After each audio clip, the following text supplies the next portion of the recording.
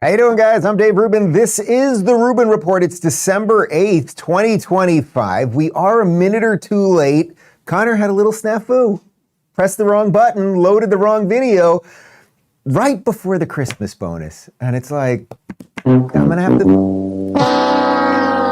All right, you made up for it with the sound effect. I cannot believe it's almost Christmas right now. Like that, this year, I know I say it all the time, but it just seems to me, I don't know if it's from the endless scrolling or middle age or what, but just the years are going by too fast. I could see how one day you're 85 years old, you're sitting on a bench. Where are my teeth? Who took my shoe?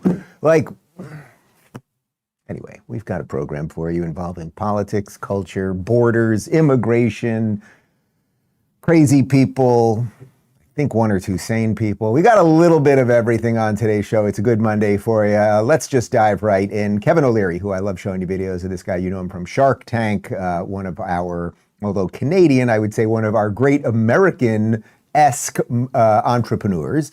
He went on Abby Phillips' program over there on CNN. They were not in studio together, and he had a very fancy jacket. And of course, what they were discussing was what we've been talking about really pretty extensively last week, this whole situation with Venezuelan drug dealers, narco-terrorists, taking fentanyl, putting it on a boat with a bunch of guys, speeding that boat to America so that they can kill our kids. Now, nobody cared about that when they were killing our kids. Then Trump started blowing up some of the boats, and the media and the Democrats all started freaking out.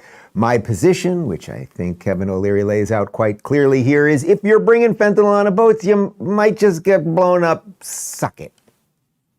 And historically, as Adam has pointed out, the Coast Guard doesn't do that. They board the ships, they interdict the drugs, they collect the evidence, and in many cases, they try these individuals and bring them to justice. Why can't we do that now? So what I've learned from all this, and this is not the first time this has happened, don't get on a boat with drugs in it. You get blown up. That's what I've learned from this. And I think at the end of the day, the administration was elected to stop the inflow of drugs that are killing Americans. I think they're doing that. We're having a very healthy debate about it. But basically, no one's debating whether there were drugs on this boat. Venezuela's sending drugs out everywhere. And you're on a boat full of drugs, you get blown up. And I think this may have some drug dealers saying, maybe I want to slow down on the boat drug stuff, which is really what the mandate of the government is. But when the mandate is stop drugs flowing into America to stop killing Americans, and you're a drug dealer in a boat, you might get nuked. I mean, that's what I've learned. It ain't rocket science. What he did right there is just the Scott Jennings. I'm going to calmly explain to you basic reality, lady. This is why I keep saying this is an 80-20 issue for Trump. People just get it. If you, person watching this right now, rented a speedboat and put a shit ton of meth on it and went to Canada, they might do something about it. It's not just about all the legal mumbo jumbo and double taps and all the stuff that we'll get into in just a bit. It's not about that. It's the signal. That's what I'm always talking about. It's the signal you send to the rest of the world. Think of the signal. Just in the last week, we blew up a couple of these boats, and there's the whole kerfuffle about it and media outrage, and it's just all pandering nonsense. Again, Abby Phillips, I wonder how many shows you've done about the fentanyl fold and all of the kids and young people who are dying. Right? I think it was 50,000 last year. It's insane, right? You don't do shows about that. You're upset that we blow up a boat and then a guy that didn't get fully killed on the boat didn't get a chance to hop back on the wreckage. Like, I just don't think it's a winning issue for you guys, but keep going with that. But think about it. 1 week Trump does this. What's the signal to the world? The signal to the world is you better not do that. So the average guy who's about to hop on the boat with the fentanyl is going to think about it twice. But this line of questioning just continues across the media. Republicans are somehow bad guys for stopping fentanyl coming to our shores. Let's go to NBC. Here's Kristen Welker asking Arkansas Senator Tom Cotton if we should shoot people at the border who bring fentanyl and other drugs across, because of course she's connecting that to what's happening here. Take a look. The United States doesn't shoot people at the border who are bringing drugs into the country. Why should it be different at sea? Are you saying we should start shooting people at the border? No, I'm not, Kristen. But we are going to the source where we have large-scale boats that are trafficking hundreds, if not thousands of pounds of drugs that could kill thousands of Americans. I can't believe I'm going to say this. I think I might be more of a hardcore right-wing maniac than Tom Cotton. Why not shoot them at the border? If someone is coming across your border and they've got a brick, I guess it is, or a bag or whatever it is, of fentanyl, meth, whatever it is, and they're coming across your border, why not just shoot them? I mean, really think about it. Again, there's a signal issue, and I guess we can have all the discussion about the legality and how we want standard operating procedures to go and everything else. But if we are a serious country that is serious about our borders, to the backdrop of letting in about 20 million people in 4 years who we have no idea who they are, or what they're doing, or what their intentions are, or anything else, like, I don't think that's so terrible. You come, like, again, like if I was smuggling drugs into Mexico or Canada, I wouldn't expect them to do much other than whatever the hell they want them to do to me to keep those drugs out. It's not that confusing. So I guess I'm more hardcore than Tom Cotton. Let's jump over to The View, where Whoopi doesn't have to smuggle drugs into the studio. She just smokes her own dreadlocks. Here she is contradicting ABC's own reporting about the guys who got blown off the boat, who were then swimming, who maybe were trying to get back on the boat to get more drugs, or it's a little unclear anyway. If you have people on a boat, and you blow up the boat, and there's two people hanging on the side of the boat, they're not carrying fentanyl. They're not swimming with the fentanyl on them. Yeah. So they weren't posing any danger. And it's a war crime, according to the and military. we're not at war with anybody. That's right. Yeah, but Again, Whoopi, this is just a losing issue for you. I don't think the average person, I know one person that's died of fentanyl. Very ancillary relationship. It's a friend of mine, someone who I met once or twice. But almost everyone in America has one way or another been touched by this, and you guys don't care about that. And you want to feign outrage that we blew up a boat and one of the guys who didn't get killed didn't get a chance to climb onto the wreckage so that we could give him a fair trial and give him some hot lunches, et cetera, et cetera. It's just ridiculous, but let's continue. This is Democrat Congressman Jim Himes from Connecticut, who I've had on the show. I think he's a decent guy, but he's a Democrat. And because he's a Democrat, they always side with the wrong people. So I say narco-terrorists. He says shipwrecked sailors. Now, there's a whole set of contextual items that the Admiral explained. Yes, they were carrying drugs. They were not in the position to continue their mission in any way. People will someday see this video and they will see that video shows, if you don't have the broader context, an attack on shipwrecked sailors. I think it's important for Americans to see it because, look, there's a certain amount of sympathy out there for going after drug runners. But I think it's really important that people see what it looks like when the full force of the United States military is turned on two guys who are clinging to a piece of wood and about to go under, just so that they have sort of a visceral feel for what it is that we're. Am I a dick? Like, am I not feeling the season right now? Like, I don't care that the guys who were on the boat bringing fentanyl over were killed? Like, do you think I'm being a dick? No. You think I'm being a dick? Like, no. I don't care. Why do you guys care? So I accept that the video, which is now classified, the second strike portion of it, that video will come out. And could it look not great that we're going to see two guys hanging onto a piece of wood and it's like, maybe we should have gone down there and picked them up? Who knows? Just in the world we live in, maybe they had a suicide device on that boat that didn't blow up yet. Like, you just don't know. But I just don't think people care. And again, why aren't you, Jim and Whoopi and the rest of you guys, on TV every day talking about the fentanyl crisis, which is actually killing Americans? I thought this was good. We jump over to CNN now, and here is Dana Bash, and she has Democrat Tammy Duckworth on, and she asks her if she's seen the video. First, she says yes, and then she admits she hasn't seen the video. Senator, have you seen the video? I have seen the video, and it is deeply disturbing. I am mostly concerned with the fact that we are putting our American servicemen and women in jeopardy here. I just want to make sure that that I get this accurate. You have seen the classified video of this particular strike, the first strike, and then the double tap, as it's known. No, I've just seen what's been available in the media. Okay. I've read the full report, but I've not seen the actual video. I mean, Dana Bash, who has like the emotional variance of a piece of wood, like she even knew, like, lady, come on, tell us the truth here. Now, I don't care if she saw it or didn't see it. And again, it will eventually leak out. And is it possible it's going to look a little rough seeing those 2 extra people get blown away after? Yeah, I guess it is. Again, I just don't care about Venezuelan narco-terrorists. That could be on my tombstone one day. He didn't care about Venezuelan narco-terrorists. But that's one thing. But then what is Duckworth saying? She mostly is concerned that we're putting our servicemen and women in jeopardy. We're not doing that by dropping bombs from a plane. Boom, narco-terrorists go flying, drugs everywhere, guy on a piece of wood. That's how we didn't put any of our people at risk. Putting them at risk would have been actually having to, as Abby Phillips said, I was very impressed that she used this word, interdict the boat, get on there, sort through it. Oh, are you a narco-terrorist? And did you bring fentanyl? That would have put some of them at risk, right? A bomb could have blown up. Somebody could have got shot. We did it in the cleanest way to protect our American servicemen. That's what you said you cared about, Duckworth. And also to protect the citizens of America who are dying from fentanyl. I'll tell you, Tammy Duckworth is no Kevin Duckworth. Get me a video of Kevin Duckworth shooting. He had the craziest, he passed away, unfortunately. He was on the 90 Blazers.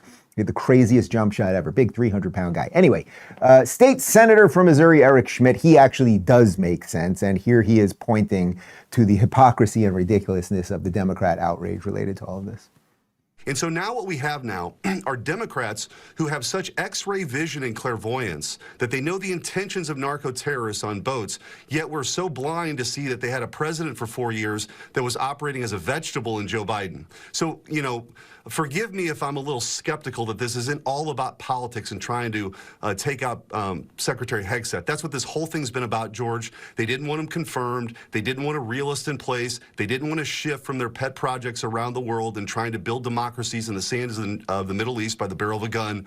We have core national interests at stake, the homeland in the Western Hemisphere, and the rise of China. That's what this administration is focused on. The Democrats are just upset about that, and they try to create some controversy each and every week, and it goes nowhere. Yeah, this is why I'm telling you this one is just clean and it's faux outrage and everything else, right? Like what Schmidt just laid out there is right. We have a different president now. We had a vegetable in office for 4 years. We don't know who got in here. We've had enough of it. Again, it's an 80-20 issue. People just simply don't care about narco-terrorists getting blown up. And I genuinely don't mean that to be a dick or to be mean. Like, I really don't. But caring about American people as opposed to the drug dealers trying to kill them, like this is basic low-hanging fruit. Do we have a picture or a video of Kevin Duckworth? Because he was a way better Duckworth. There he is. He was a big man. This guy he probably weighed 350. He was huge. Not very nimble, had a strange jump shot, as you can see. And but the thing is, he had a huge ass. So for the defenders to run around his ass, it would help the other guy. Anyway, all right. Let's talk about Morgan, and then we will move to the January 6th pipe bomber, who is either white or black, depending on what television channel you get your news from. If you've ever been seriously hurt in an accident, your injury could actually be worth millions, and most people have no idea. Insurance companies love to lowball claims, offering way less than what you deserve. That's why there's Morgan & Morgan, America's largest injury law firm with over 1,000 attorneys across 50 states. They've been fighting for people for more than 30 years, and they don't settle for lowball offers. Just recently, they won $12 million in Florida, $26 million in Philadelphia, and $6.8 million in New York, all way above what insurance companies offered. And the best part, it's completely free unless you win. No upfront costs, no hidden fees. It takes only a couple minutes to see if you have a case. Did you know you can start a claim with America's largest injury law firm in just one click? It's super easy. Just go to forthepeople.com/Rubin or click the link in the description and pin comment.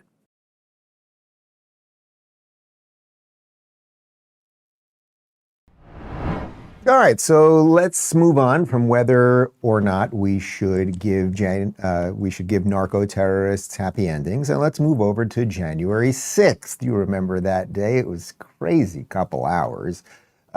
Well, the pipe bomber has now finally been identified. This feels like a time warp. How did this take so long? But listen to this from Fox News.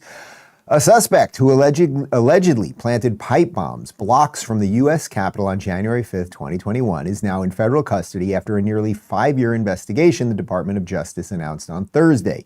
The FBI arrested the suspect, 30-year-old Brian Cole Jr. of Woodbridge, Thursday morning. DOJ leaders said at a press conference. Cole is facing charges of using an explosive device, but more charges are possible, they said. Attorney General Pam Bondi said the investigation is very active and ongoing. Bondi also criticized the FBI, the Biden FBI, for failing to solve the case, saying the Trump administration made it a high priority and that federal authorities had a breakthrough using existing tips rather than new information. So the last part of that is most interesting, is like, why wasn't this guy found during Biden? And they didn't even get any new tips. It was just that we suddenly had a group of people in the government who perhaps were interested in finding him. Now, there's some confusion as to whether Brian Cole Jr. is black or white. Here is Jake Tapper explaining that he is white, and someone on the internet, because I don't know what kind of editing software you have to use for this, you can now put a picture right on top of video. It's Connor, you know how to do this? It's an incredible thing. And, well, you tell me, for those of you that are not colorblind, if Brian Cole Jr. is black or white. Capitol attack. Brian Cole Jr., a 30-year-old white man from the D.C. suburbs, is charged with transporting an explosive device in interstate commerce and with malicious destruction by means of explosion. CNN observed local and federal law enforcement outside his home in Woodbridge, Virginia this morning. I think Jake Tapper's rods and cones are going crazy in his eyes. Maybe he needs to see a doctor. That man is black, Jake. I don't know, like, how, man? How does it happen? Did you not see the picture? Are you just reading off the prompter? Did you have some sort of neurological issue? Like, what happened there? Anyway, it gave me a good excuse to play this great clip from Hear No Evil, See No Evil. Why do you feel you have to pass for someone with 20/20 vision when you're blind as a bat? I don't feel I have to pass. Yes, you do. It's a sickness in your brain, just like if you were trying to pass for white. You mean I'm not white? Oh, sit down. This is a scandal. What do you mean I'm not white? Why didn't you tell me this before? You're my own sister. Don't worry. Goodness gracious, do you know a lot of adjustments have to be made? I have to cancel the swimming lessons. What are the guys at the club going to say? I'm not white. Oh, it feels like it. Ah! Goodness gracious, sis, you're right. Lord, help me. Does Dad know? Great movie if you haven't seen it. Him and Gene Wilder together were just magical. But what's the thing with black people can't swim? Why do they say that? Black people can't swim? I'm interested in this. Like, what is that about? I think I've been to pools, public pools, private pools, been to beaches. You see black people in the water, but there seems to be. Here is Jake Tapper, because he got a little, let's just, like, what's the most generous version? He just flubbed, right? Like, I speak off the cuff all the time. You can flub things, like, but somehow he got black and white confused, which just to have that job and to be unable to parse those two seems a bit much to me. But this is not someone who we've come to trust, and that's the problem, because they brought him in. I think he was ABC News chief White House correspondent before he was with CNN. And people, including me, like, he was a moderate. He was someone that we kind of trusted and everything, but he has a history now at CNN of just basically being part of all of the lies. I don't know, like Joe Biden's mental capacity, and then writing a book about it. But of course, it's not just that. You may remember this, Tapper and JD getting into it. Take a look. You guys talked about the Russia hoax nonstop. The FBI was investigating it. The FBI was investigating it, and so we covered them. And so you took the words of unnamed FBI agents and put them on your network as if they were the gospel truth. You did it again and again. A viewer of your network would have believed that Donald Trump and Vladimir Putin conspired in 2016. No. That was totally and preposterously false. No. Well, that's what you just said is false. President Trump has gone to, quote, extraordinary lengths to keep specifics about his meetings with Russian President Vladimir Putin secret, even keeping them from top members of his own administration. Take a listen to how President Trump responded Saturday night when asked directly if he has ever worked for Russia. All right, so the reason I'm showing you that is not to relitigate that, and in some sense it's not even to go after Tapper specifically, and maybe I just can't imagine someone should ask him, like, Jake, how'd you get black and white confused? Do you really think that's a white guy? But putting that aside for a second, the reason I'm showing you that is because You know my line about this is how the media launders the lies. The Democrats lie about things, then the media launders it, or they somehow make you think that if the Republicans ever push back on anything, what are they doing? They're always pouncing. Republicans are always pouncing every time Democrats do something stupid. So now, speaking of stupid, let's jump back over to The View. Here's the most racist woman on television who's married a man worth $450 million, trying to get my buddy Stephen A. Smith to change his opinion on Senator Mark Kelly. Now, of course, Mark Kelly was one of the senators who put up that absolutely ridiculous video about 2 weeks ago encouraging current serving members of the military to disobey illegal laws, even though they couldn't come up with any illegal laws. So you recently accused Senator Mark Kelly, a veteran, an astronaut, of crossing the line for participating in a video reminding troops that they can refuse to follow illegal orders. Pete Hegseth said in 2016, I do think there have to be consequences for abject war crimes. If you're doing something that is just completely unlawful and ruthless, then there is a consequence for that. That's why the military said it won't follow unlawful orders from their commander-in-chief. Now, given the fact that the secretary himself said that, I'd love to give you the opportunity to perhaps change your position on what you said. I'm not changing a thing. I didn't stutter when I said it. You want to stay loud and wrong? Well, you could call it loud and wrong all you want to. You're entitled to your opinion. I'm entitled to mine. You want to say loud and wrong? You're just awful, Sonny Hostin, because as I said the day the video came out, if there was something illegal happening, they would have said it in the video. They would have said, as they do their little jump cut videos where you can deny an illegal order and you can deny it too. Like they would have said, and those illegal orders are this, that, and the other thing, and they would have listed them out. It's Section 7 of the Penal Code, but they didn't do it, so it was obvious. And then, of course, as you know, we've played this a couple of times, then Mark Kelly went on all the Sunday shows and admitted that he can't figure out what's illegal. When you and your colleagues made that video, were there specific, potentially illegal orders that you were thinking about that were the sort of precipitating cause for you guys to get together and do that? Here's the thing, Rachel. You don't want to wait for your kid to get hit by a car before you tell them to look both ways. That's literally pre-crime. If you have not seen Minority Report, written by the great Philip K. Dick, directed by Steven Spielberg, starring Tom Cruise, you should go see it. It's putting people in jail for things that they have yet to do. That is completely different than telling your kid to look both ways crossing the street or put a seatbelt on or anything else. Let's talk about Juvent for a minute, and then we will talk about Somalian fraud. Guys, if you're dealing with joint pain, stiffness, or just not bouncing back like you used to, you've got to hear this. There's this fitness tool originally designed for NASA astronauts called the Juvent Micro Impact Platform. Unlike those jarring high-impact machines, the Juvent uses gentle, natural vibrations to activate your body's healing response. It helps ease chronic pain, improve circulation, and boost joint health. You just stand on it for 10 to 20 minutes a day while you watch this show, or you have your morning coffee. That's it. It's completely safe, made right here in the USA, and backed by millions in research and clinical studies. So if you've been dealing with pain or fatigue, check out juvent.com/Rubin. That's JUVENT.com/Rubin, and use code Rubin to save $300 on your next Juvent. There's a 6-week money-back guarantee, so you've got nothing to lose, except maybe your pain. All right, so we covered this a bit last week. There is an unbelievably massive scandal, money laundering fraud scandal coming out of Minnesota, and it is deeply tied to the Somali community there. It is deeply tied to Ilhan Omar. It is tied to the Attorney General Keith Ellison and many more. It ain't good. It is rotten.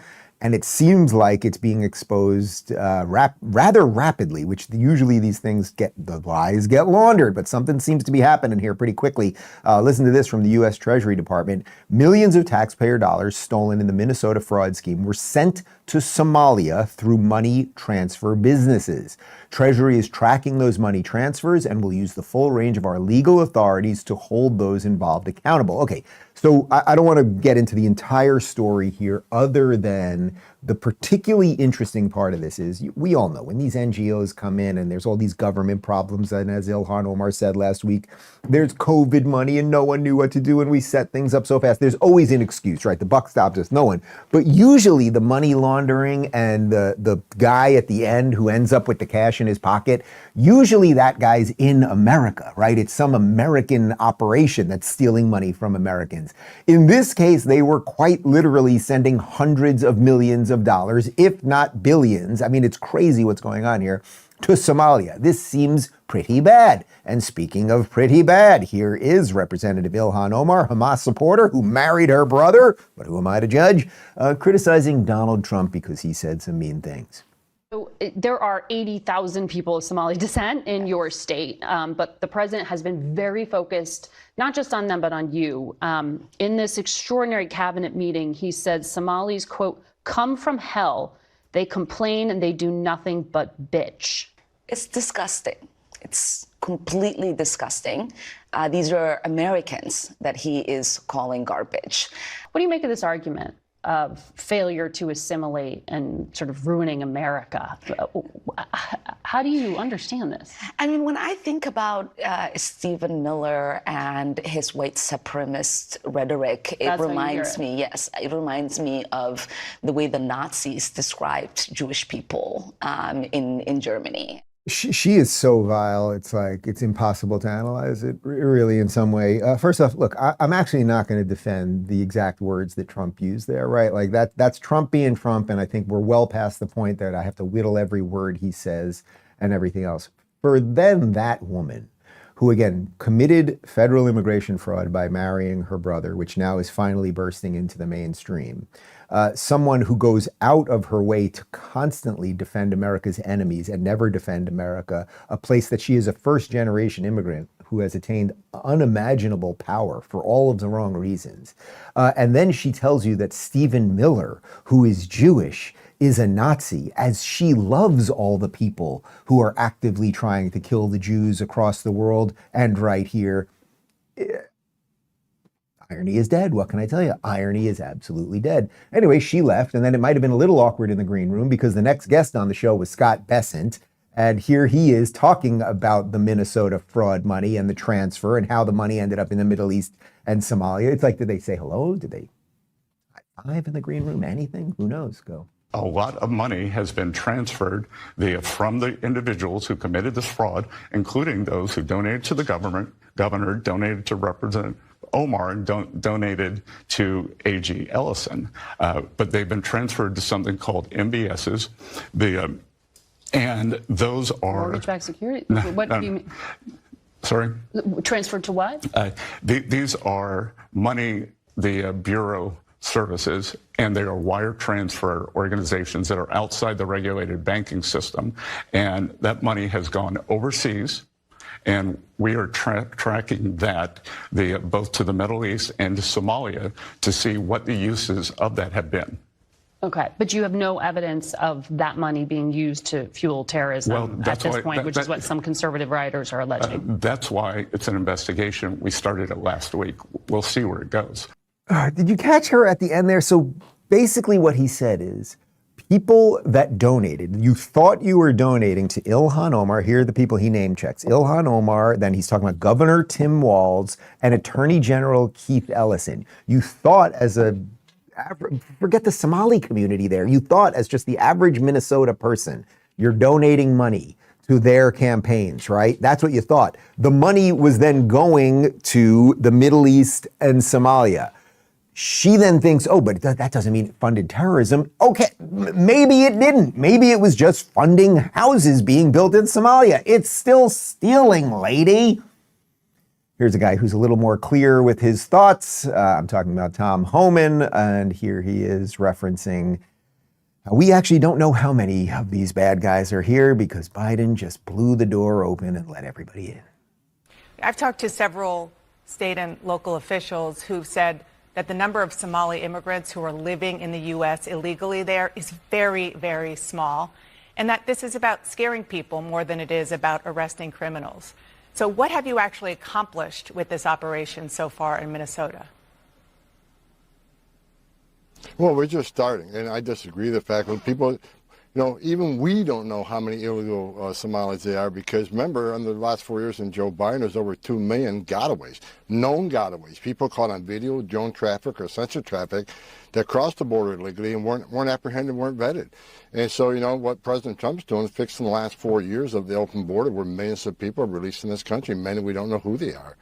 What a great example of the launder the lies things. What Dana just did right there. I talked to some people who told me that the illegals in Minnesota, it's just a very small number, right? Okay, first off, how about you give me the names of those people and what were those numbers and what would be a fair number of illegals that should be there? You don't live there, Dana. I have no doubt. You work for CNN.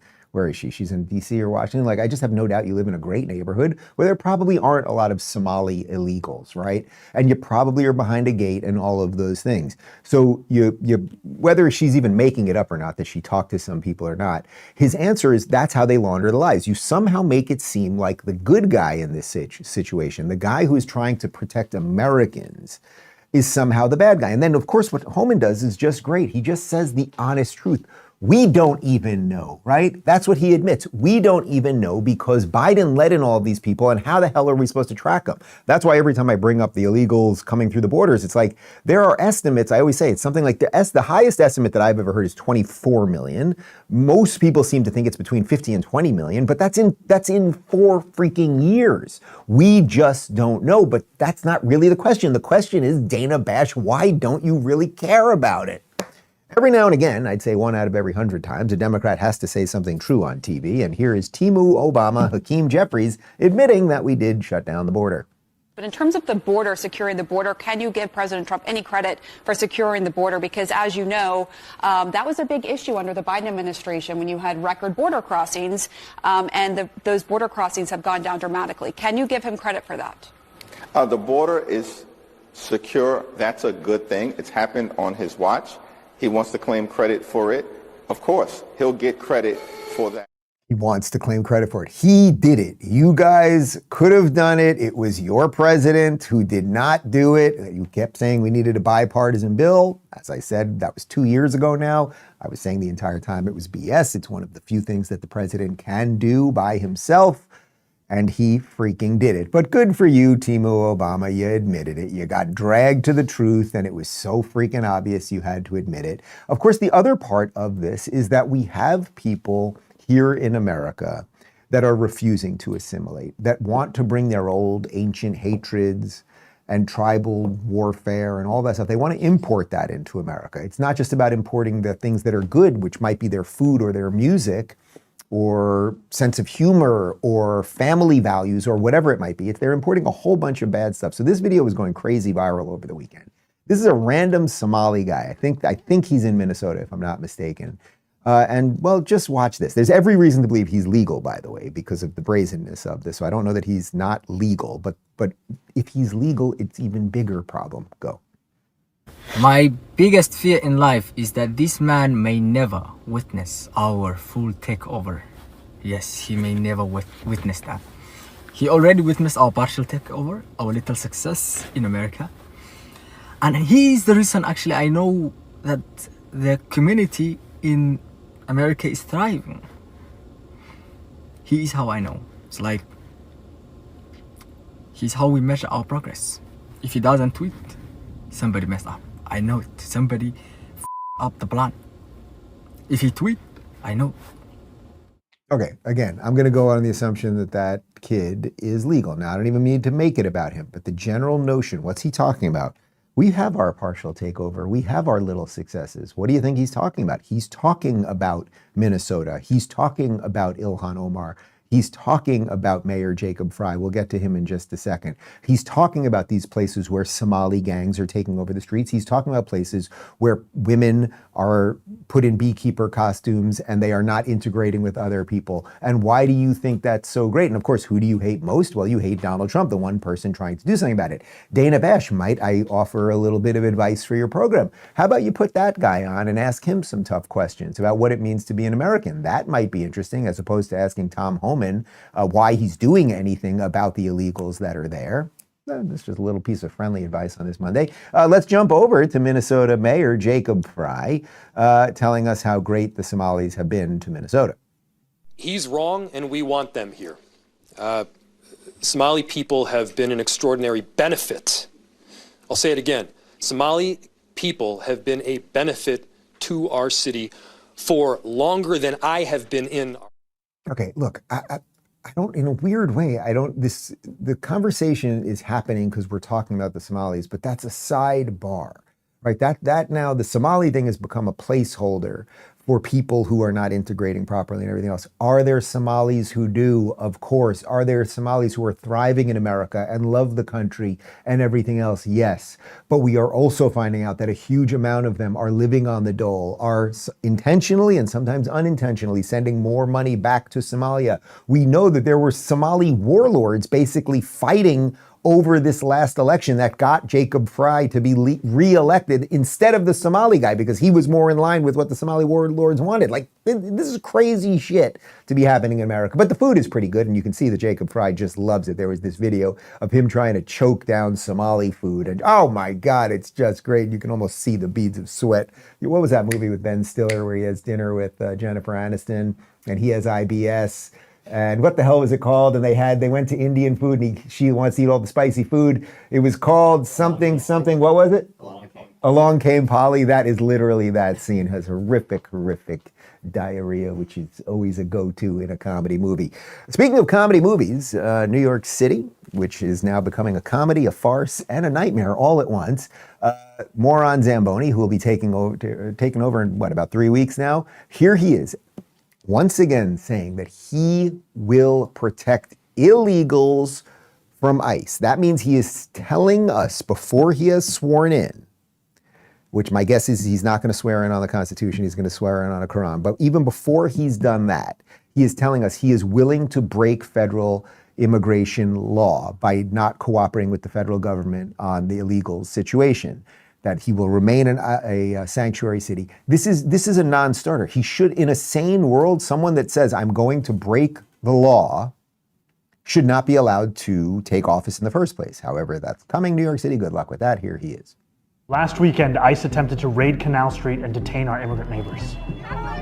As mayor, I'll protect the rights of every single New Yorker, and that includes the more than 3 million immigrants who call this city their home. But we can all stand up to ICE if you know your rights.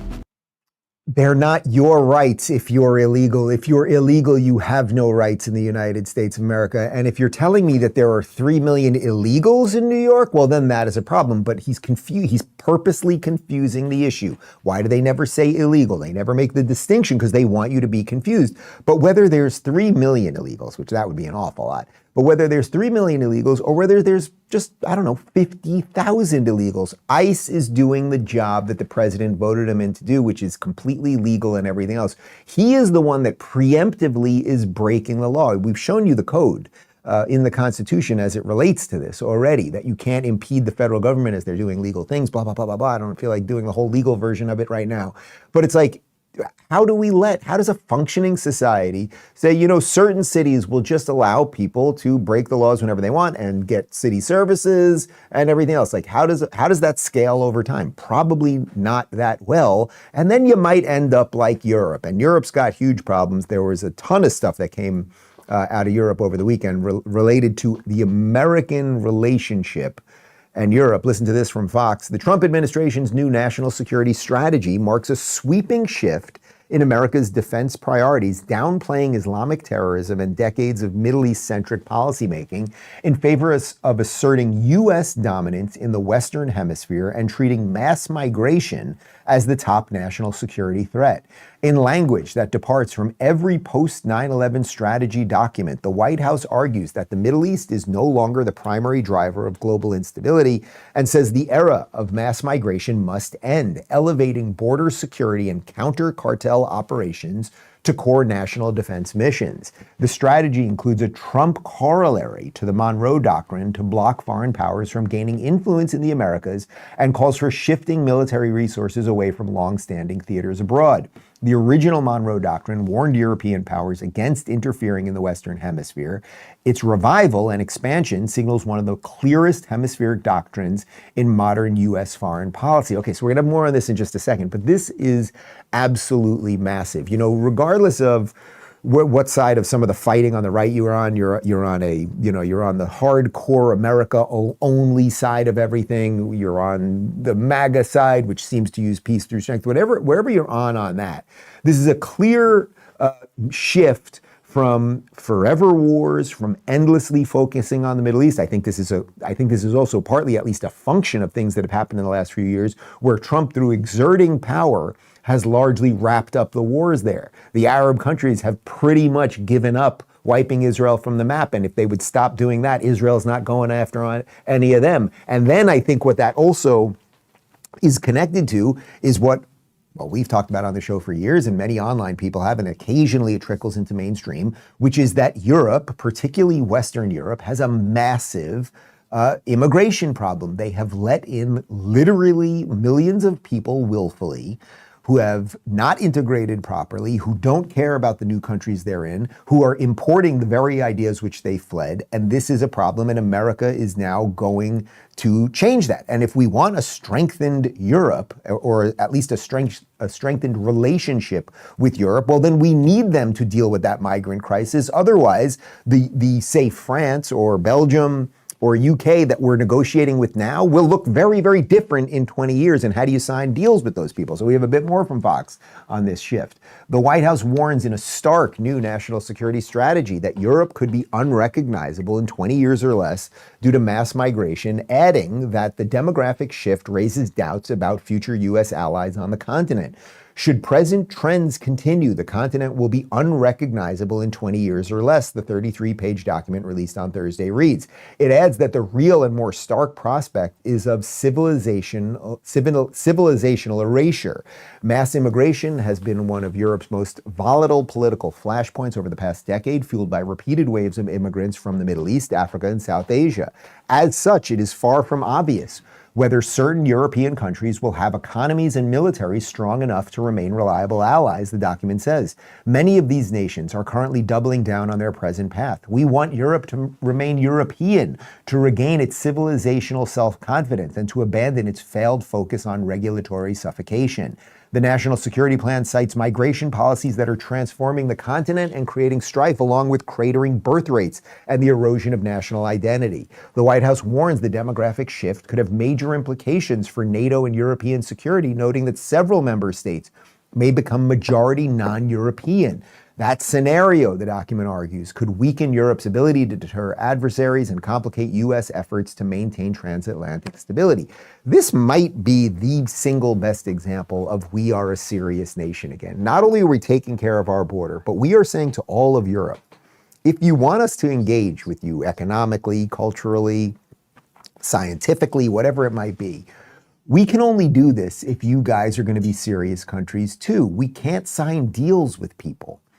And we can't have military operations with people if we don't know that in 10 years they're going to be the same fundamental country or not, right?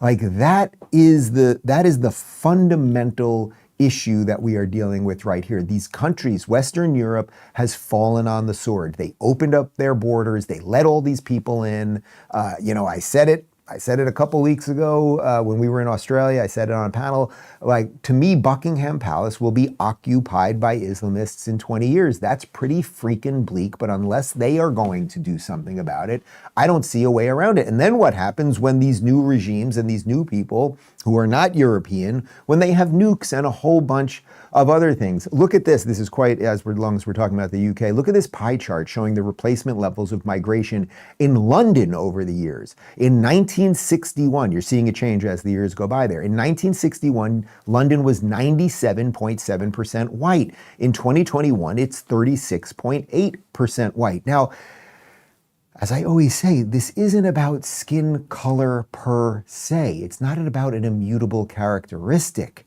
But if people of varying skin colors are coming in and then importing ideas and cultures and traditions that are not,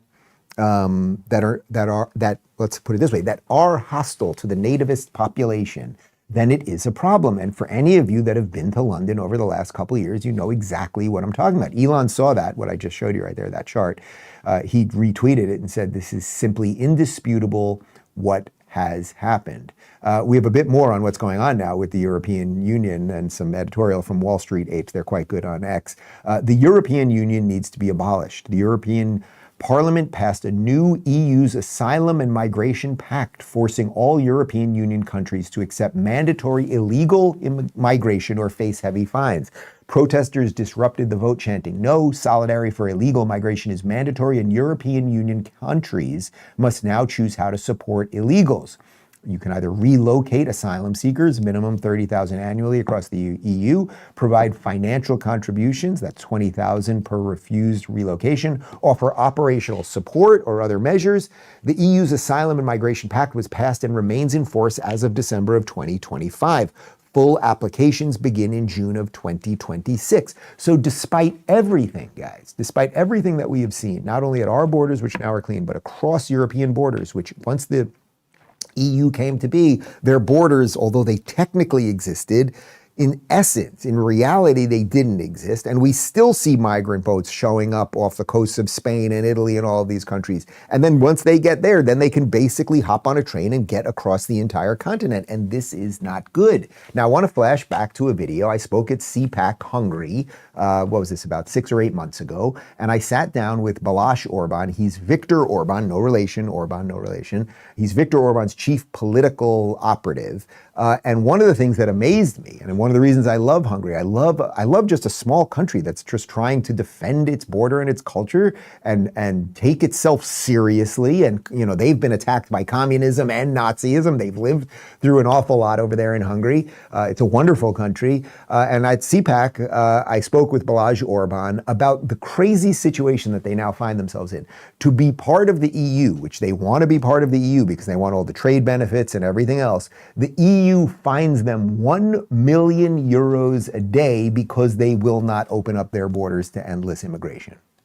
Your country is fined, what did you say, 1 million euros a day because of the closed border situation. I mean, that is, as crazy as things are, the idea that just because you've decided to run your nation as you see fit, that you have to pay, in essence, pay a tax. It's crazy, isn't it?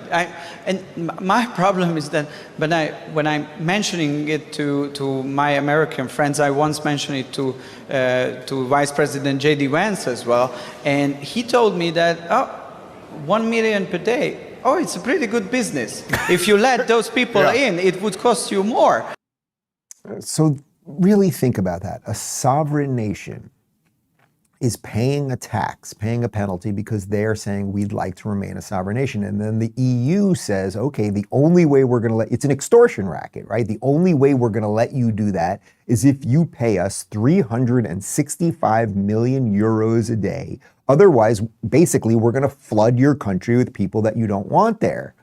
It's absolutely extraordinary. And of course, it's not just the migration problem that the European Union is dealing with. Here is an EU rep saying it's a crime to insult someone in person and online, which is going to basically put us all in jail. Is it a crime to insult somebody in public? Yes. Yes, it is. And it's a crime to insult them online as well? Yes. The fine could be even higher if you insult someone in the internet. Why? Because in internet, it stays there. If we are talking here face to face, you insult me, I insult you, okay, finish.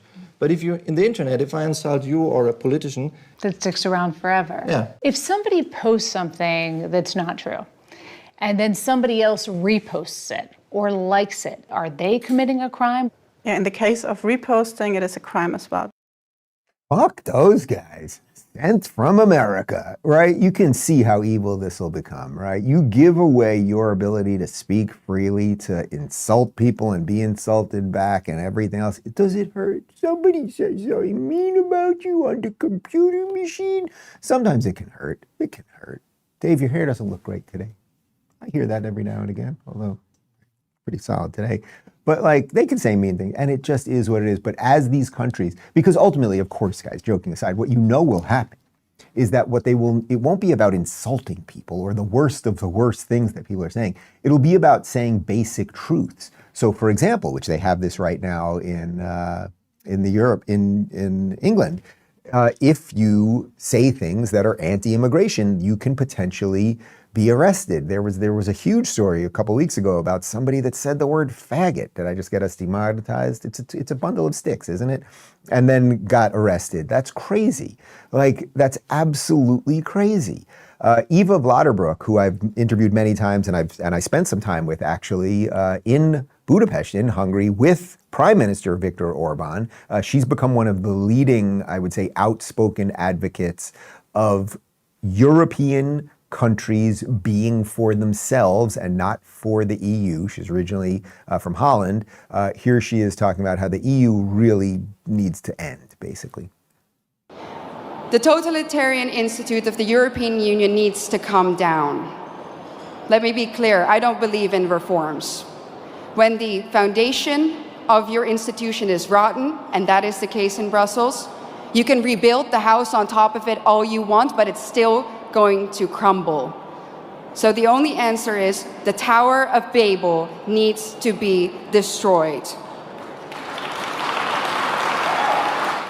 Now you might say, came back a little early, I was really focused on that. You might say, like, that sounds radical. That sounds right. What do you mean the EU has to come down?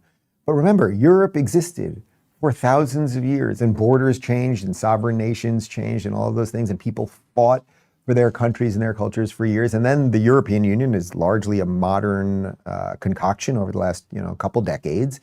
And she's probably right. It's not that it can be reformed at this point. What right does a bureaucrat in Brussels have over your life if you're a simple citizen of Hungary who lives somewhere in the countryside? They should have no right over your life. Your government should, just like ours here in America, et cetera, et cetera. Now, interestingly, this idea of countries with sovereign borders and the failure of the EU, this thing's starting to scale. Here's CEO of JP Morgan, Jamie Dimon, talking about how the EU's bureaucracy is not only an immigration problem, but it's actually stifling progress and innovation and the ability for business to actually go forward and I don't know, make good things. Do you think Europe, from your perspective, wants to work with America right now? I think Europe has a real problem. It's very hard to look at the world and we have moving tectonic plates. You've heard it spoken about. It's AI. The enemy's in the satellite up above and in your computer systems right now. And the world changed. The other tectonic plate is the rise of China, huge global deficits, social network programs that probably can't be maintained over a long period of time. So Europe has a problem, but it got bogged down. They never finished the common market. It takes 27 nations, to make a decision. They let their military drop dramatically. It's very bureaucratic, which is why part of the reason that they lost Britain to the EU, which I think makes it bad for both of them, by the way. Right, so that's the basics. When you talk about the bureaucrats in Belgium, you need 27 countries to agree on this so that they can do anything, and they largely have just they've abandoned their sovereignty, and then they've abandoned their own people. Those things are often connected. Let's jump over. We showed you a video of NVIDIA CEO Jensen Huang last week. I'm going to show you another one right now, because here he is talking about that if you don't have industrial growth, if you don't actually do things and innovate and figure out how to get proper energy and all of those things, it ain't going to be good. If the United States doesn't grow, we will have no prosperity. We can't invest in anything domestically or otherwise. We can't fix any of our problems. If we don't have energy growth, we can't have industrial growth. If we don't have industrial growth, we can't have job growth. It's as simple as that. Right.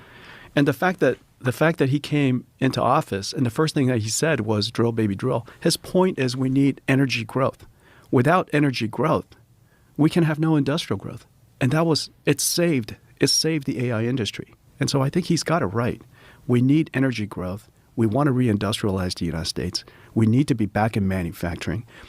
So the point of connecting those two clips is while the EU is bogged down and, oh, we can't make decisions, we got 27 countries that got to sign on this and we're obsessed with these climate accords and all of these other problems, and we're going to demand that NATO do things even though we don't pay our fair share. What's the United States doing? Well, on day one, Trump said, drill, baby, drill. And then we start fixing up our energy sector, and then we can fix up the industrial sector, et cetera, et cetera. So we got leadership because we are not beholden in America to anyone other than America. And that is a beautiful thing. And now we are sending a signal to Europe.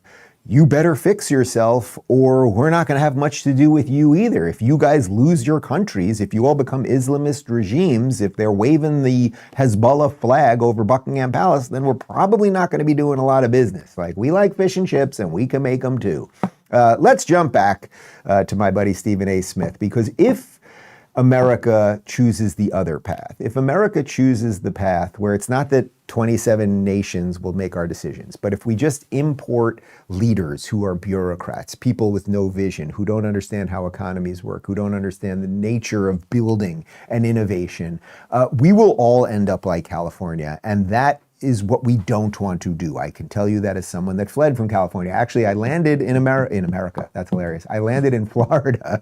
I landed in Florida on December 17th, 2021. So basically next week is my our 4-year anniversary of being here in the free state of Florida. But here is Stephen A. explaining that Gavin Newsom will likely not be president because people understand what has happened in California.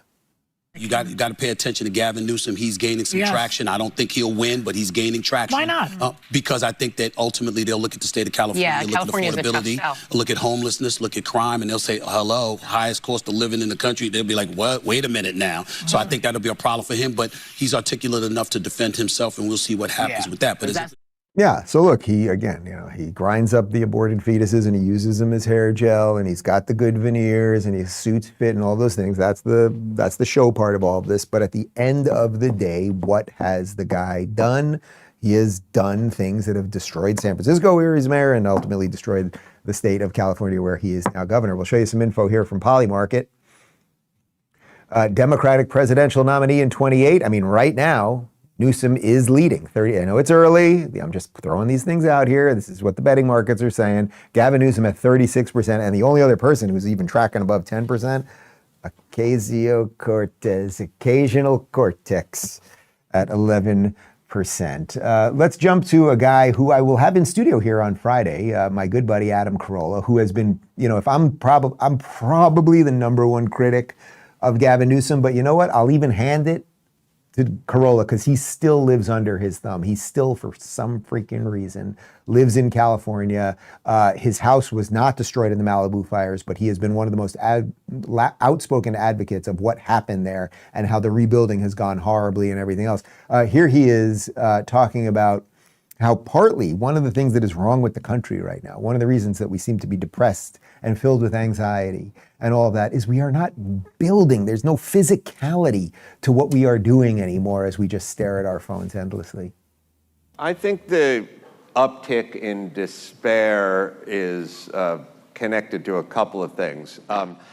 I feel it's more physical than it is spiritual, although it ends up being spiritual, which is we were meant to go out and work and be on our feet and sweat and be with nature and work on a farm and mend fences. And men and women had different roles, but there were roles, and they involved getting up in the morning, and they involved movement and sweat, and it involved an engagement. You had to sort of be careful or you'd lose your arm from an axe. You know what I mean? One of the reasons Adam's great is because he explains sort of complex things in very, very simple ways. But he's right. What he said there is it's physical, but it ends up being spiritual, meaning back in the day, you want to go back 50 years, 100 years, 400 years, whatever it is. We were hunter and gatherers. You had to protect your own family. You had to actually do things. You had to go out there and learn to do something that was likely physical, right? You had to learn, you had to literally, all the videos, you can watch those incredible black and white videos that we show you sometimes of, these guys who were just average men that were building skyscrapers, and people had to learn how to do electrical work, and they learned how to change a tire. These are things that in our modernity, most people cannot do. Our skill set has been severely diminished because we've outsourced it all to this. Like, even think what having maps on your phone or in your car has done. In the old days, you had to kind of know how to get somewhere. And if you didn't know how to get there, I remember driving with my parents on vacations to all sorts of places, Lake George and going to Jersey Shore and all this. And if we'd get lost, my mom would have to bust out the map, and she usually had it upside down, and that never made my dad happy, but eventually we would get there. But we've outsourced all these things. We don't know how to do many things anymore. We're not out there physically making these things happen. So it's interesting. He describes it first as a physical problem that then becomes a religious problem, like a philosophical problem, right? Because if you're just twiddling on your thumbs all day, doing a lot of nothing, or everything's been solved for you, you might actually end up with more of an existential problem. Here's one more from Corolla on that. And we took, in the last 10 minutes, everyone, and we put them in a cubicle, and we fired air conditioning at them, and we told them to do data entry on a computer, and we started eating our own brains. I mean, they have studies that say, all the kids on Prozac and all the meds and stuff, hiking and classical music work better than all the serotonin reuptake inhibitors you can ingest. So we're having...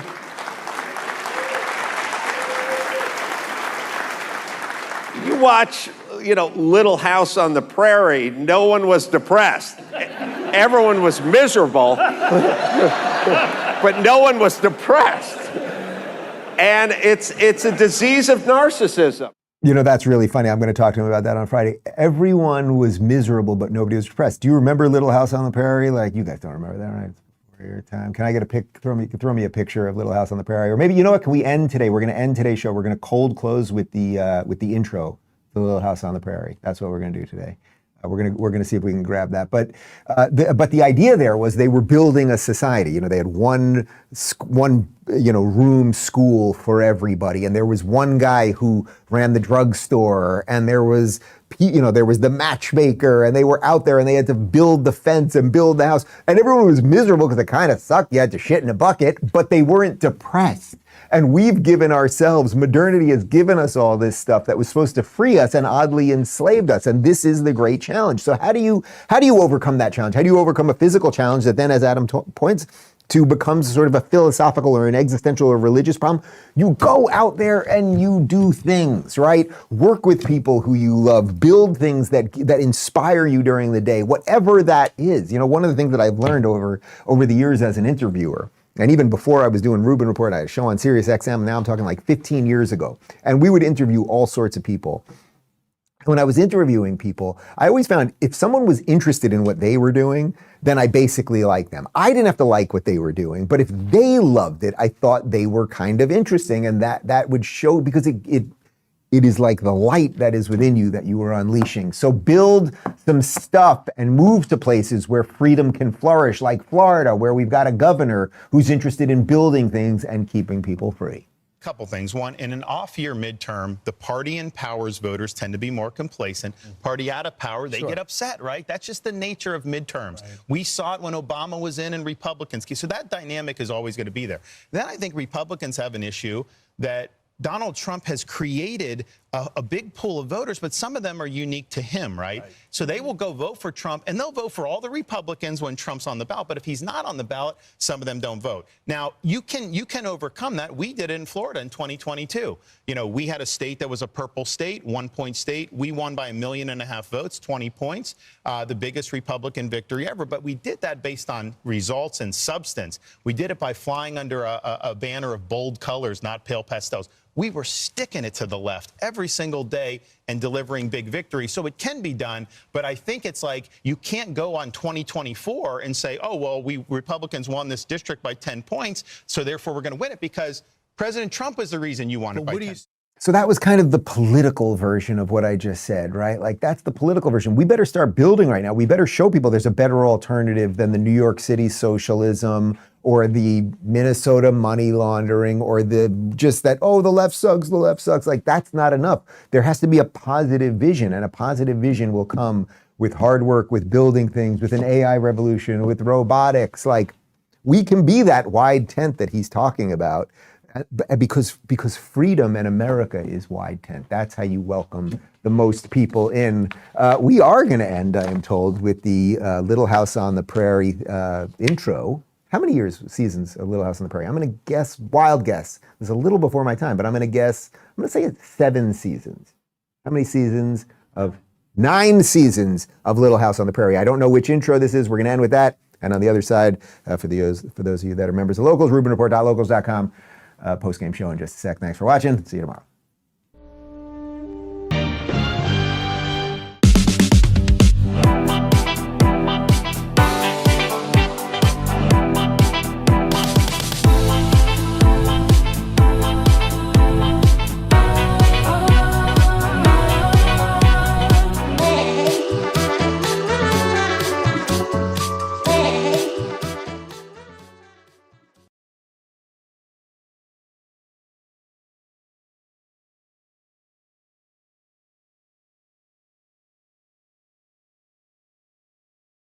All right, I'm here in Budapest at CPAC Hungary. The Age of Patriots is the tagline for the event. Viktor Orban, the Prime Minister of Hungary, just spoke. There are diplomats and public speakers from quite literally all over the world here. I'll be on the main stage in a few minutes. We're doing a live show, live Rubin Report right over here. Here, you can turn the camera. There's a chair there.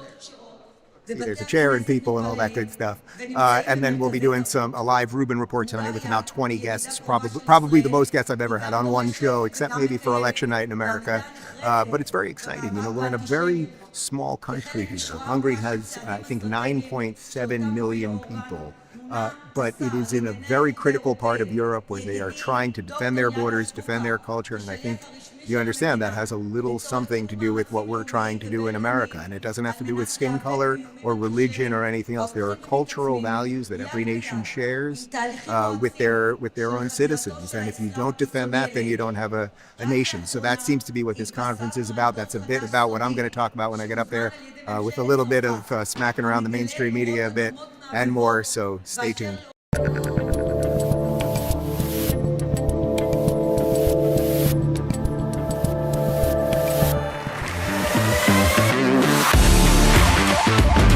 Be here at CPAC Hungary. I must say that I watched the opening video intro of some of the mainstream media coverage of this event. And first, a very warm welcome to all of you right-wing extremists. It's great to be here with you.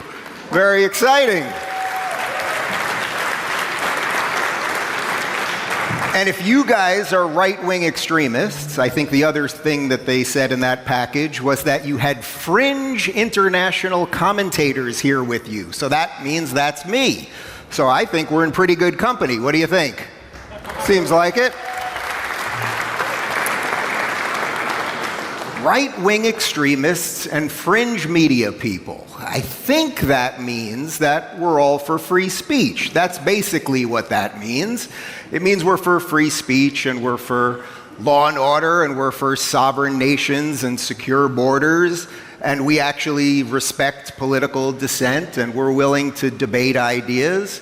And, you know, I obviously come from America, where we are ground zero for this fight. You know, what happens in America translates across the rest of the globe. And I know, having traveled quite a bit in the last year and spoken to people in hundreds of countries, that particularly in Europe, there is an assault on free speech right now that probably is the single biggest issue on the globe more than anything else. We've got immigration issues, there are economic issues, there are security issues, but the assault on free speech, the attacks that we are seeing across Europe, where if you tweet a meme or you say something against the government or you make an unsavory joke that you're going to have police show up at your door, this notion, I think, attacks the very bedrock of the ideas that we are here to defend today. And I'm particularly honored to be here in Hungary. This is my second time here.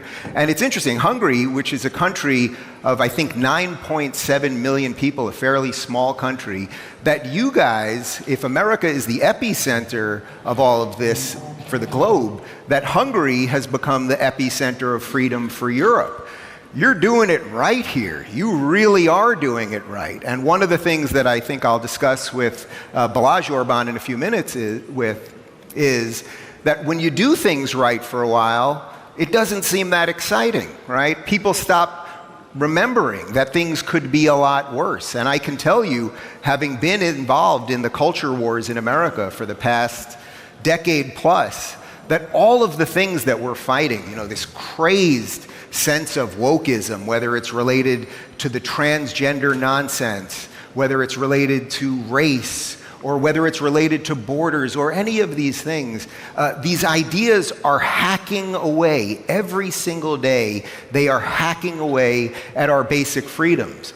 My very good friend, who I'm sure many of you know, Douglas Murray, often says that one day the barbarians will be at the gates and we'll be debating what gender pronouns to call them. And I think that's right.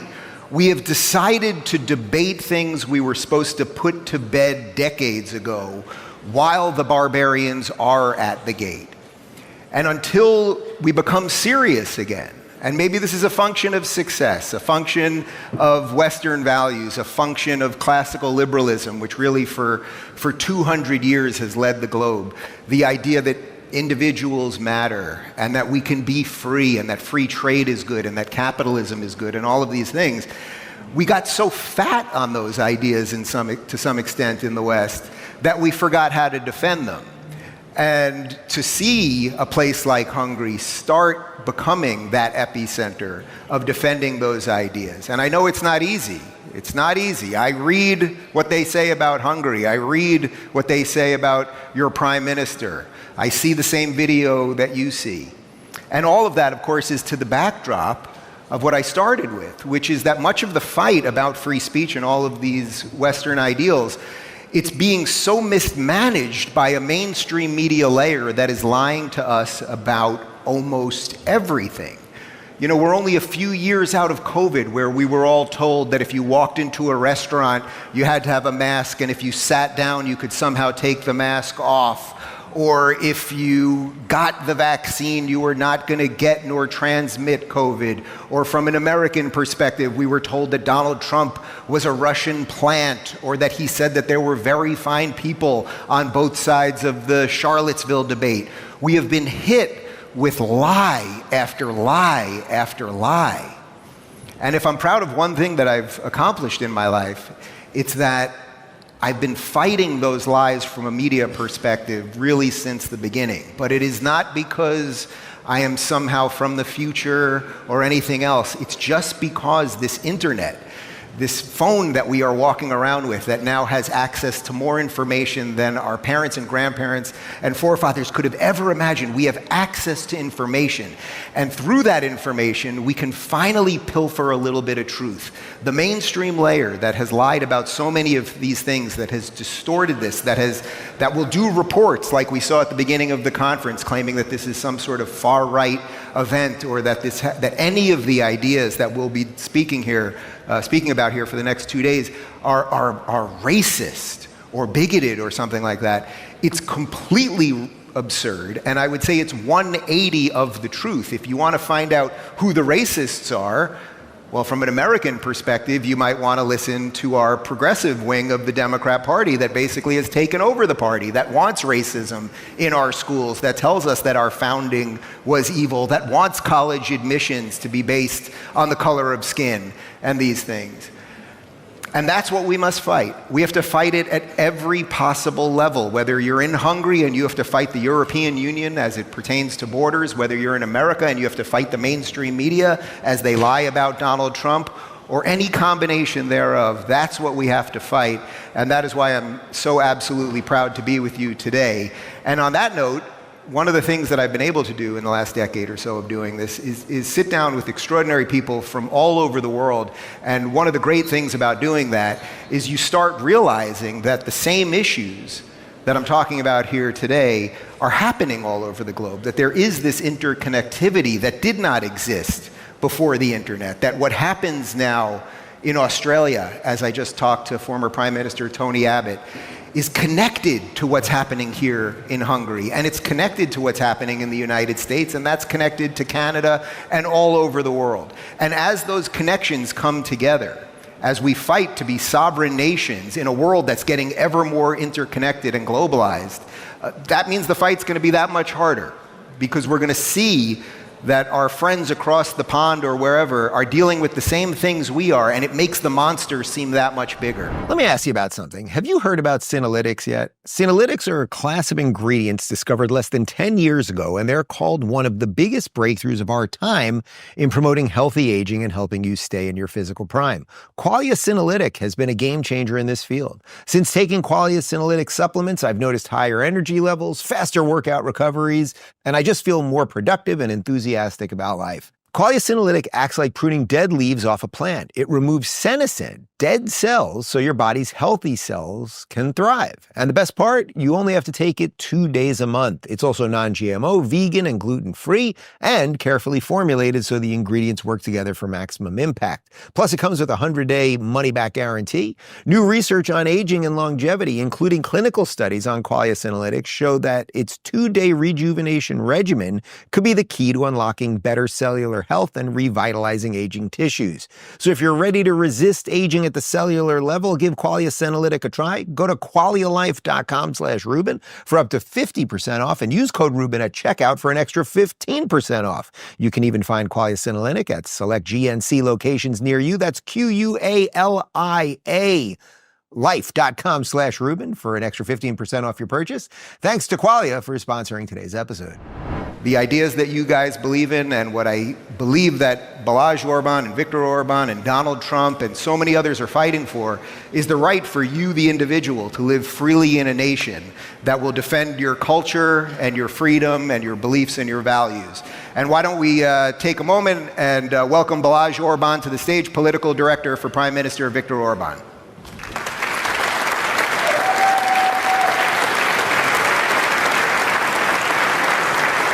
Good to see you, my friend. All right, Balázs, I've been in Hungary for only about 12 hours. I think I've interviewed you 7 times, so we will try not to make this repetitive.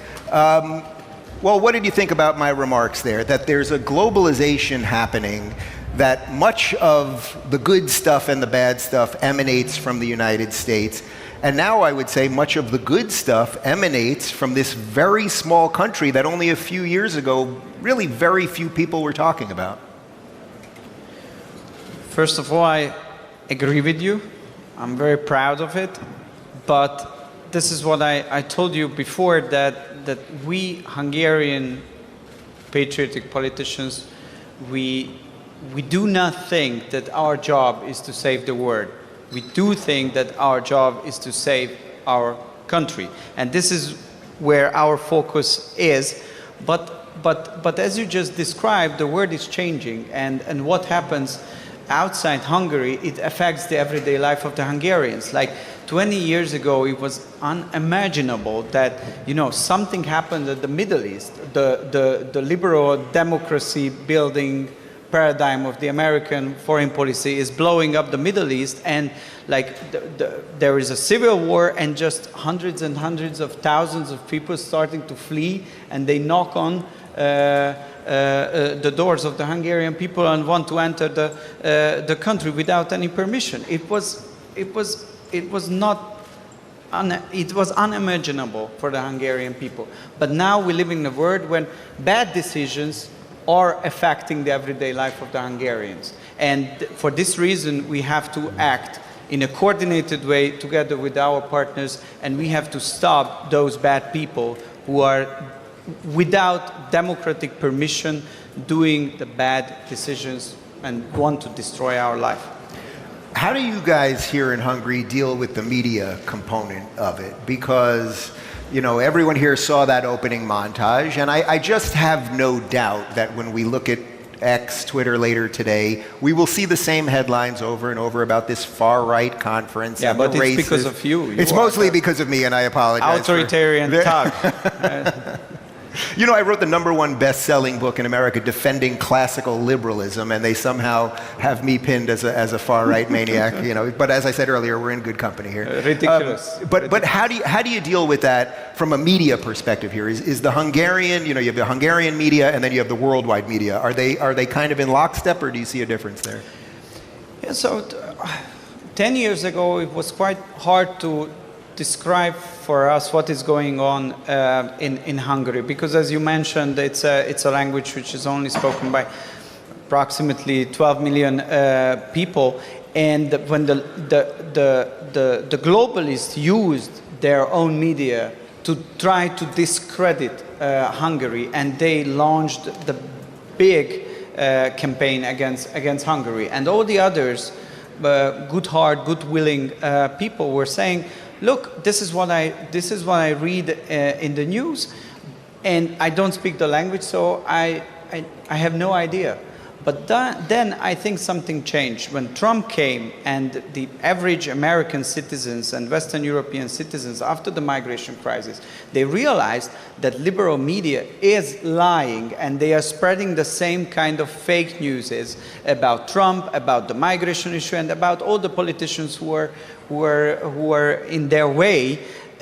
Then they realized that most probably it's the same issue with Hungary and with Prime Minister Orban. And this is why we are very grateful that there are some important new type of media figures like you and many others who were saying that, okay, Hungary requires justice, and we have to go there and see, we have to do some ground research, and we have to see what is going on there and show it to the world that it's not an authoritarian dictatorship. This is exactly, this is a normal country, not a perfect country, but a normal country where you have strong conservative leadership for 15 years, and it means that there are no migrants, there is law and order on the streets, and there is economic opportunity and freedom for everyone who is here in this country. It's so simple, and this was a game changer, and I think the situation of us, for us, is much better than, I would say, ever before in the modern time of sovereign Hungary. And we are very grateful to you and your partners as well. What would you... Give a big applause to them. Well, thank you.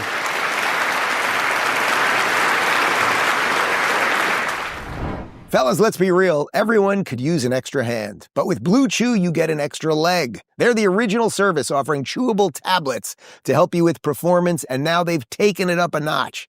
Introducing Blue Chew Max, a powerhouse formula combining the active ingredients of Viagra and Cialis into one chewable tablet. This combo is so strong you might even have to move towns with the amount of noise you'll be making.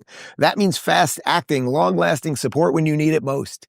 Be ready when the moment's right. Sign up at BlueChew.com, consult with a licensed medical provider, and once approved, your prescription ships directly to your door discreetly and hassle-free. No waiting rooms, no awkward conversations, no pharmacy lines. And here's the best part. We've got a special deal just for you.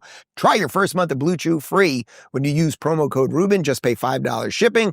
So if you've been looking to step up your game, head on over to BlueChew.com and use promo code Rubin to get started. More confidence, better moments, delivered straight to you. For more details and important safety information, visit BlueChew.com. You know, it's ironic. I don't feel I'm owed thanks or anything else. I like being around people that are fighting for the right things. And when I met you about a decade ago, neither one of us had beards at that time, and we were just kids. But I thought, here's someone. I'm leading now. Yeah. So. But I thought, here's somebody fighting for his country and doing it honestly and earnestly. And so I don't know that I deserve thanks for that. No, I mean, it's just. I think it's being reasonable and being normal. And this, unfortunately, we're living in a world where it requires appreciation, being reasonable and being normal. Is that the funny part of what's going on right now? So when the media will take a conference like this and they'll clip things in a certain way and all of the things that we know that they do, that if you were to take what happens at, say, a conservative conference like this in Hungary, led by Viktor Orban, who they say all these things about, that actually what you will get here in reality is a plurality of ideas, that not everyone in this room is going to agree about everything. And that's the disconnect between what happens sort of in the room versus the way things are covered. Yes, that's true. Yesterday we had an event at one of the Scruton cafe houses, and next to it there is a Marxist bar. It's called Red Ruin. So they live in peace and harmony next to each other. So and you know, like you can feel yourself at home in Hungary, and this is what lacks in many Western European big cities. And this is what was lost by the United States in the last years. And I hope that it can be restored. You have to feel yourself at home in your hometown, in your home country. And this is what this is what democracy means. So it's not an abstract term. It's a practical thing. Whether you think that the government is serving you, it's fighting because of you, not against you, and they are trying to provide better service, better quality of life, better environment for you and for your family. And this is the basic pillar of democracy. This mindset needs to be restored in every single Western country, because if it doesn't happen, then the rest of the world will proceed and will be much more developed and nicer than the western part of the world. Now, you guys have an election coming up in about 10 months, and it seems to me that one of the things that you're going to have to deal with from a conservative perspective is that things are pretty good here. It works pretty well. You've secured the borders. Your economy is certainly doing better than most of Europe. But selling to people the idea that things could be worse, it's sort of like you become a victim of your own success in some way. How do you message that properly? Is that part of the messaging? Oh, it's the problem is not with messaging. It's not a campaign issue. Our problem is the everyday reality, what we're living in. So like from the United States to see what's going on in Europe and what bad role the European Union and the supranational institutions are playing in Europe, it's almost unrecognizable. But we are living here. So the bad news and the bad thing is that the leadership in Brussels, the transnational institution leaders, they are the same ones who made the bad decisions in the last years. We all Europeans are suffering from the consequences of the bad decisions. And they have new plans. And they want to execute those new bad plans, which are about how to continue the war, how to destroy the economy, how to not dealing with the rising energy prices. And they use every resources they have. Financial resources, legal resources, political resources. They're even campaigning in this country as well for one side, for our opponents. They're campaigning actively for our opponents. So they want to overthrow the government, and they want to have a government which is executing their decisions. And this is a real danger.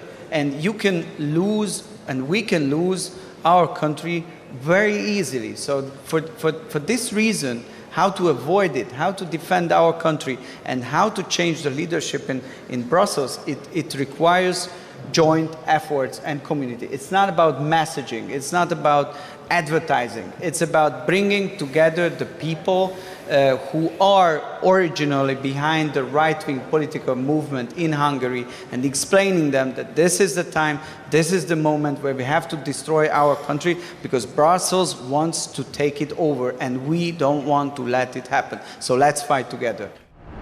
Tax day may have passed, but for millions of Americans, the real trouble is just beginning. If you miss the April 15th deadline or still owe back taxes, the IRS is ramping up enforcement. Every day you wait only makes things worse. The good news? There's still time for Tax Network USA to help. Self-employed or a business owner with messy books? Tax Network USA quickly organizes your finances and gets you back on track. Even post-deadline, a free consultation can help you act now to avoid penalties, threatening letters, and levies. So call 1-800-958-1000 or visit tnusa.com/Dave. Let Tax Network USA help. You told me something rather extraordinary earlier today, that your country is fined, what did you say, €1 million a day because of the closed border situation. I mean, that is, as crazy as things are, the idea that just because you've decided to run your nation as you see fit, that you have to pay, in essence, pay a tax. It's crazy, isn't it?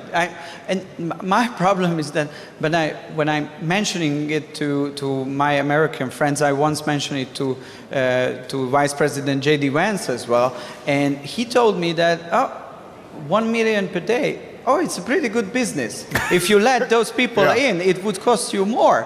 And I told him that, look, you are right on one hand, but on the other hand, it's like it's a nonsense. Mm-hmm. It's the most undemocratic, corrupt decision which was ever made by the European Union, that not helping a country which is defending the European borders, but putting sanctions on it. It's crazy. So this is why I'm saying that it's not just about elections or party political differences, but we have to destroy this mindset of Brussels, destroy this mindset of the European transnational globalist leadership, and it requires joint action for all the sovereigntist conservative forces in European countries. What else would you like to see from Donald Trump and from America as it pertains to that? I mean, obviously we have a new administration. The world is very, very different than it was just 5 or 6 months ago.